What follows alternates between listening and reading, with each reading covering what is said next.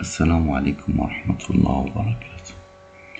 أقدم لكم في هذا العرض تصحيح جزء الميكانيكي للدورة العادية 2010 مسلك العلوم الفيزيائية. غادي نحاول أنني في خلال هذا العرض أن أدمج اللغتين العربية والفرنسية في الشرح ديالي. قد أغلب إحداهما على الأخرى حسب السؤال.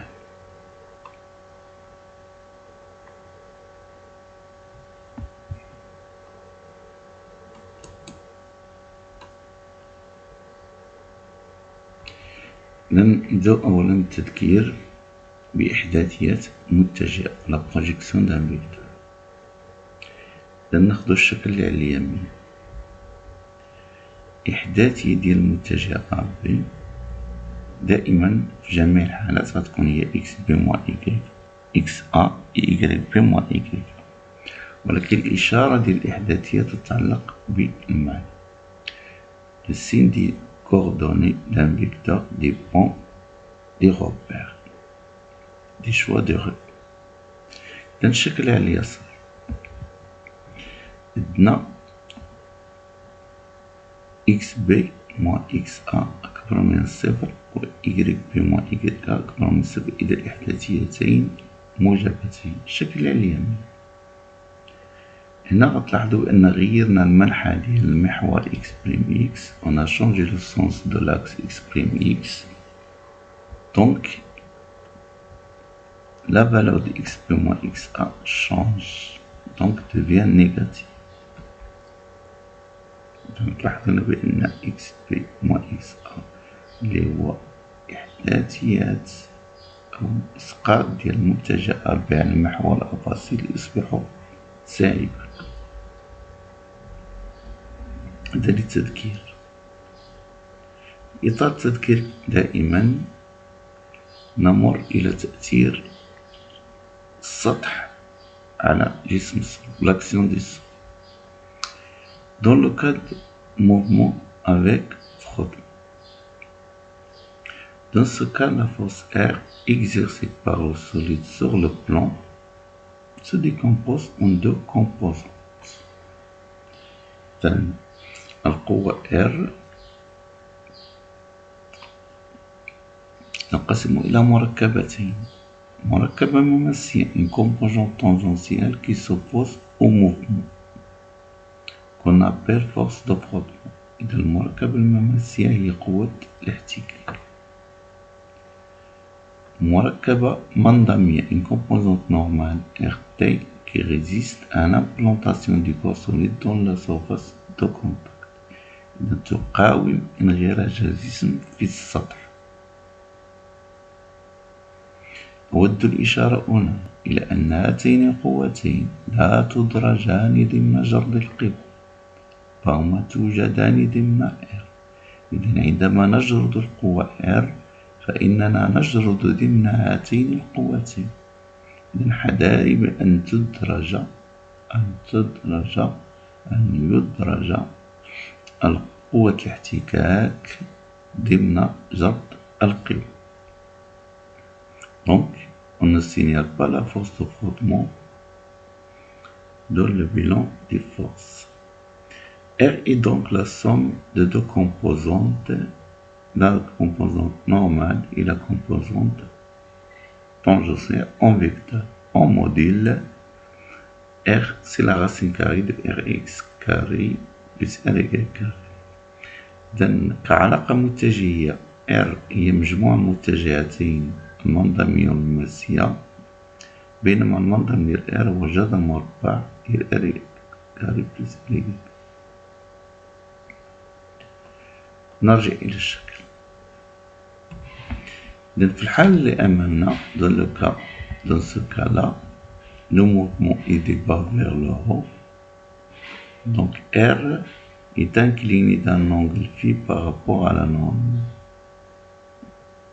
C'est un angle qu'on appelle angle de frottement. C'est l'angle que fait R avec la normale au plan incliné.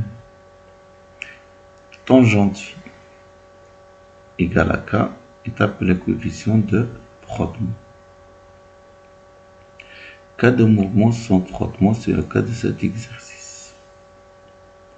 Dans ce cas, R est perpendiculaire au plan de contact et les composantes de R sont RT égale à Rx égale à 0 et Rn, c'est la composante normale qui est égale à R, car R est parallèle à l'axe des orthones.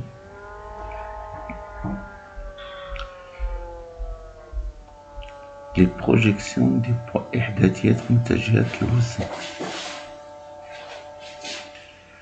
في الحالة اللي قدامنا l'axe X' X est dirigé de la droite vers la gauche, du haut vers le bas. بما أننا ندرس حركة جسم سوف ندرس بالضبط حركة مركز قصوري G، لأن يمكننا اختزال الشكل اللي على اليمين. donc l'angle alpha، ونعلم بأن زاويتان للعمود متعامدان فهما متقايستين dans un angle qui les côtés perpendiculaires sont égaux. donc زاوية alpha هي cosinus alpha qui est égal au côté adjacent divisé par l'hypoténuse et المحاذي على الوتر égal à PY divisé par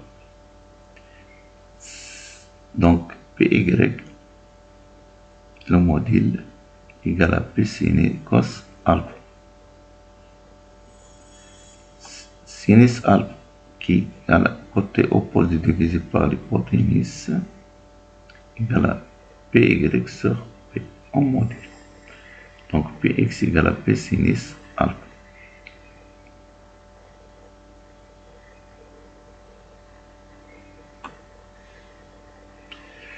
Dans ce cas, où l'axe OX est dirigé de droite à gauche, vers le bas, Px est positif, car Px a le même sens que l'axe X', égale à Mg sinus alpha. Py égale à moins P cos alpha égale à moins Mg cos alpha. Dans le cas où l'axe OX est dirigé de gauche à droite vers le bas, les projections des points sont Px égale à moins P sinus alpha égale à moins Mg sinus alpha, Py égale à moins P sin cos alpha égale à moins Mg cos alpha. Les deux composantes sont négatives. Donc l'exercice 3, c'est l'exercice de mécanique, l'étude d'un mot. Les piscines sont équipées de toboggans afin de permettre aux nageurs de glisser et de plonger dans l'eau. On modélise le toboggan des piscines par une piste ABC, constituée d'une partie rectiligne AB inclinée d'un angle alpha par rapport au plan horizontal et d'une partie circulaire BC. Et on modélise le nageur par un corps solide S de centre d'inertie G et de masse M. Les données, c'est la distance AB, l'angle alpha, G et M. Donc la partie 1, étude du mouvement sur la partie AB. Donc le solide S, qui est le nageur, part de la position A, c'est posé conbondé avec G à l'instant T égale à 0, sans vitesse initiale. Il glisse sans frottement. Donc, on doit déterminer les composantes des vecteurs accélération, la valeur de la vitesse au point B et l'intensité de la réaction de sol R. Le mouvement est sans vitesse initiale et sans frottement. Donc R sera perpendiculaire au plan incliné et la composante tangentielle de point qui est Px est dirigée dans le même sens de l'axe AI1. Donc, le solide S est en mouvement sous l'action de deux forces, son poids P et la réaction du sol R. D'après la deuxième loi de Newton, la somme des forces égale à mHg. Projetons cette relation sur l'axe AI1, Px plus Rx égale à MAX. Px égale à mg sin alpha. Rx égale à 0 car le mouvement se fait sans frottement. Rx est perpendiculaire à l'axe des abscisses. La projection de cette relation sur l'axe des ordonnées AG1. Donc la projection de R, c'est R. Donc R égale à R, car R est parallèle à l'axe des ordonnées. Donc mg sin alpha plus 0 égale à max, moins mg cos alpha plus r égale à m. Comme il n'y a pas de mouvement sur l'axe AG1, AY égale à 0.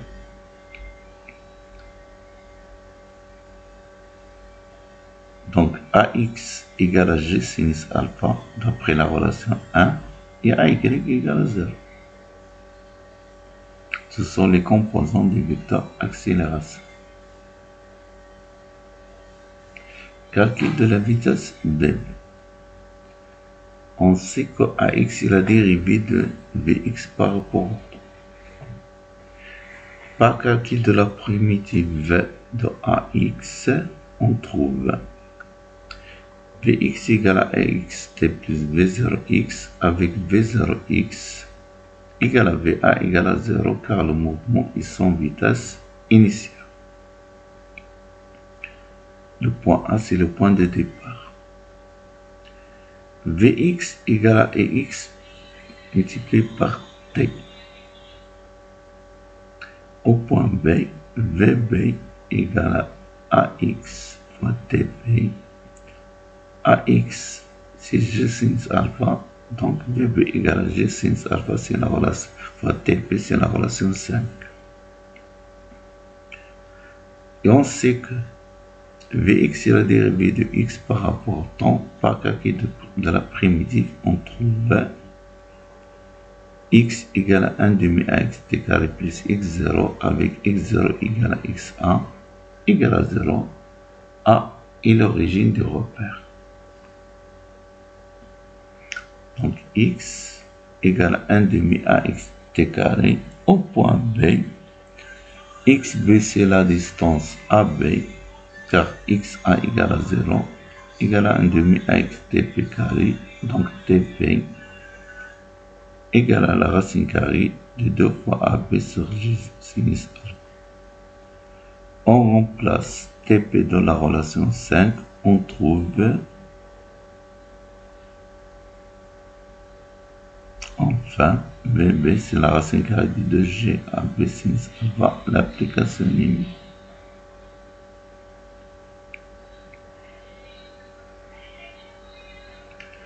Calcul de R, la relation 2 et 4.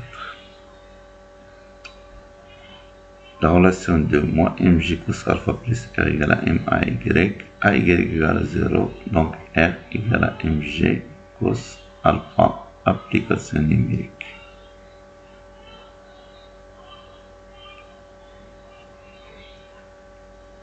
La deuxième partie, on va étudier le mouvement de le référentiel ROIG considéré galiléen. Donc le solide arrive au point C avec une vitesse horizontale.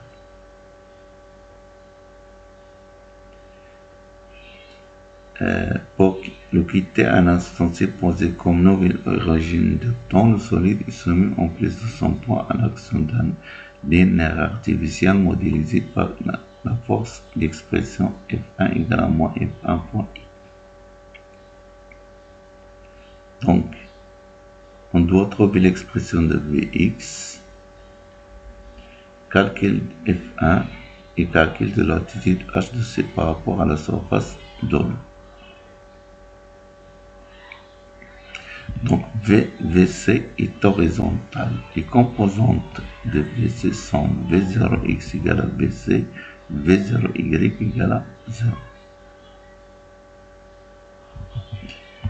C, les coordonnées de C sont xc égale à x0, yc égale à h. Déterminer l'expression de Vx. Le solide S est soumis à deux forces, son poids P et l'action de l'air artificiel F1. Donc la somme des forces est égale à mg selon la deuxième loi de Newton. On projette cette loi sur l'axe OI. P est vertical, donc la projection sur l'axe OI égale à 0. F1 est dirigé dans le sens contraire de l'axe OI. Donc, moins F1 égale à M HGX, donc HGX égale à moins F1 sur M qui est une constante. Comme HGX est la dérivée première de Vx par rapport au temps, donc par calcul de la primitive, on trouve comme V0x égale à Vc, donc Vx égale à moins F1 sur M fois T plus Vc. On a remplacé HGX par moins F1 sur M. V0x par Vc. Calcul de F1. On a d'après la relation C, Vx égale à moins F1 sur M. Au point T, la composante Vx s'annule. Donc V de x égale à 0. À l'instant T. Donc on trouve F1 égale à MVC sur TD, application numérique.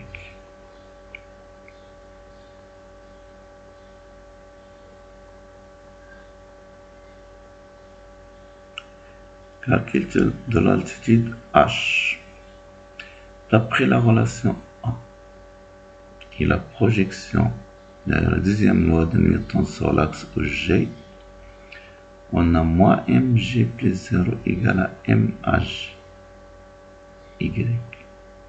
Donc hgy égale à moins g égale à une constante.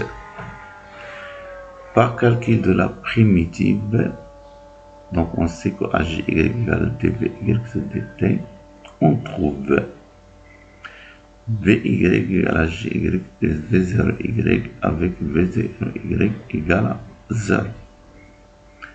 Donc Vy égale à moins Gt. Donc, et comme Vy est la dérivée première de y par rapport au temps, donc y égale à moins 1 demi Gt carré plus y0. Avec y0, c'est YC égale à H. Donc Y égale à moins 1 demi GT carré plus H. Au point T, on a YT égale à 0, donc YT égale à moins 1 demi GTT carré plus H, donc H égale 1 demi GTT carré. Application numérique. H est approximativement égal à 3,62 mètres. La troisième partie, le solide S poursuit son mouvement dans l'eau avec une vitesse verticale V et subit en plus de son poids une force de frottement F et la poussée d'Archimède F. Donc, on considère l'instant d'entrée de S, donc on va changer le repère de temps. Donc, trouver l'équation différentielle, trouver la vitesse limite, en plus déterminer la valeur AI plus 1, VE plus 2. Donc la situation, on a deux forces, FA et F, qui sont dirigées vers le haut, même sens que l'axe OG, et le pot qui est dirigé vers le bas, le sens contraire de l'axe OG. L'équation différentielle de la vitesse. Le solide S est soumis à trois forces. Son poids P, la force de frottement F, la poussée d'Archimède FA. En appliquant la deuxième loi de Newton, la somme des forces égale à MHG. On projette cette relation sur l'axe OG. Donc, moins mg plus F plus FA. Donc, F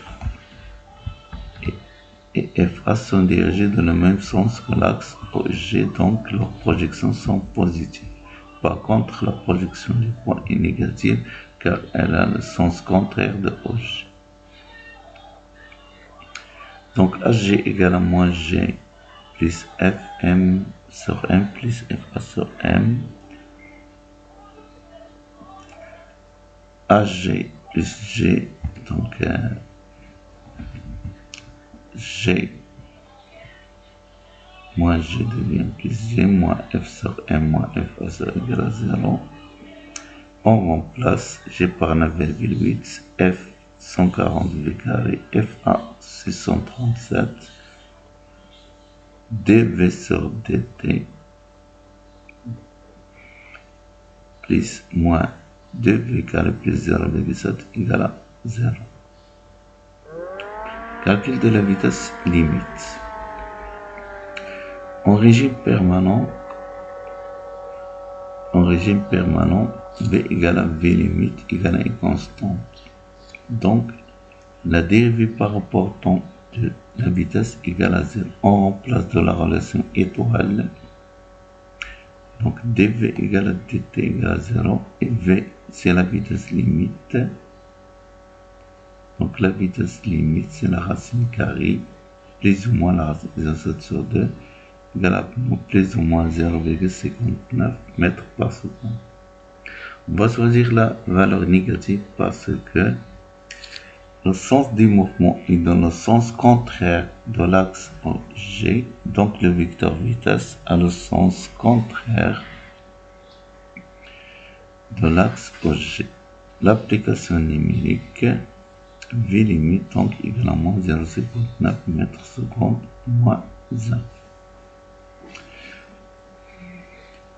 En utilisant la méthode d'Euler, donc on sait que AG égale à dV sur dt. On peut alors écrire en considérant un intervalle de temps delta t suffisamment petit que AI égale à delta V sur delta t. Donc AI fois delta t égale à delta V. Delta V, c'est la variation de la vitesse entre deux instants suffisamment petits, consécutifs. Delta t, c'est la variation de temps entre deux instants, la durée entre deux instants successifs t plus 1 moins t. Ça s'appelle le pas de calcul, خطوات الحساب. Donc AI fois delta t égale à VE plus 1 moins VI. VE plus 1 égale à VE plus AI. Donc cette relation est standard quel que soit l'exercice. هذه العلاقة أتوجدها في أي تمرين نطبقه. العلاقة الثانية التي تستعمل في طريقة أولير هي علاقة ترتبط بالمعادلة التفاضلية. Donc la deuxième relation est liée à l'équation différentielle. Donc l'équation différentielle devient delta V moins 2VI sur carré égale à 1.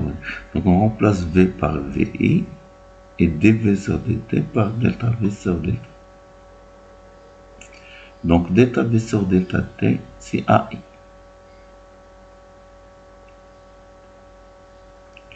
Donc AI égale.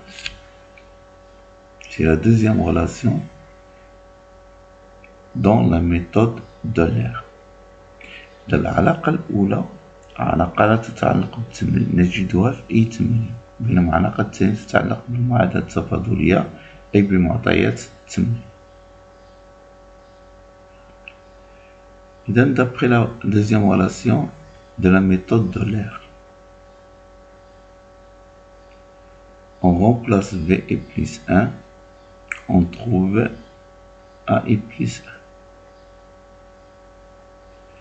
D'après la première relation d'Euler, de la méthode d'Euler, V est plus 1 égale V est plus 1 plus A est plus 1, on remplace V est plus 1 et A est plus 1, on trouve V est plus 2.